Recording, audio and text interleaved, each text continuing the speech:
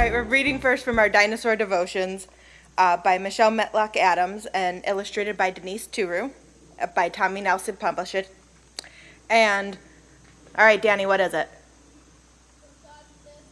Compsognathus? All right. That's going to be probably the only time I say it, so don't expect it twice. He was tiny, no bigger than a large chicken or a small turkey. Small as it was, the dinosaur was just as fierce of a hunter as the much larger meat-eating dinosaurs. You know why? Some researchers suggest that many of these dinos didn't know they were little because they were often the biggest dinosaurs in the area. They hunted small lizards, insects, spiders, and worms, so they towered over their food source. In other words, it was kind of a giant in its environment. Therefore, it behaved as one. It's all about how we see ourselves, isn't it? There's a story in the Bible that talks about this very thing. Moses sent 12 spies to the Promised Land to see if the land was good. When the spies came back, they all talked about how great the land was, but some also said the people living there were stronger and bigger. We're like grasshoppers compared to them, they reported. We can't go there. But two of them, Joshua and Caleb, reported, "It's a great land. We can take it. Let's go." Joshua and Caleb didn't see themselves as small grasshoppers. They saw themselves as strong and powerful because they knew God was with them. We call that having the God perspective. You have to see yourself as someone who can do all things with God, just like the Bible says. Take a lesson from Joshua and Caleb and our dinosaur. With God, you are strong and mighty, and you've got this.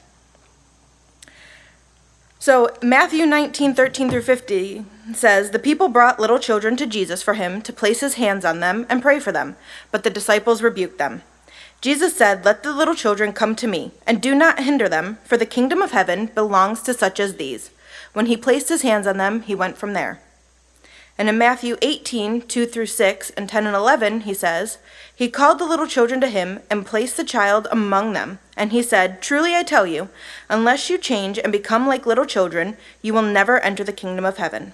Therefore, whoever takes the lowly position of this child is the greatest in the kingdom of heaven. And whoever welcomes one such child in my name welcomes me.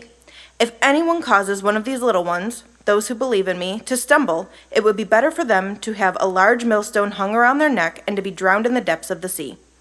See that you do not despise one of these little ones, for I tell you that their angels in heaven always see the face of my Father in heaven."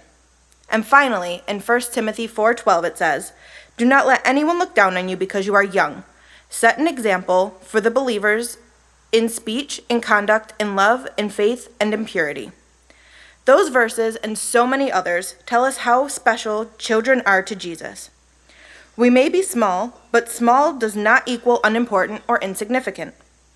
Jesus said everyone needs to become like children. We need to be innocent and humble. He also said that anyone who loves and cares for a child in his name loves and cares for him, and that anyone who hurts a child, who teaches them to sin, or asks them to do something wrong, will be punished. Children are very special and important to God. Even though we may feel small or insignificant, in God's eyes, we are small and mighty like our dinosaur. He has great things planned for each of us, today and every day.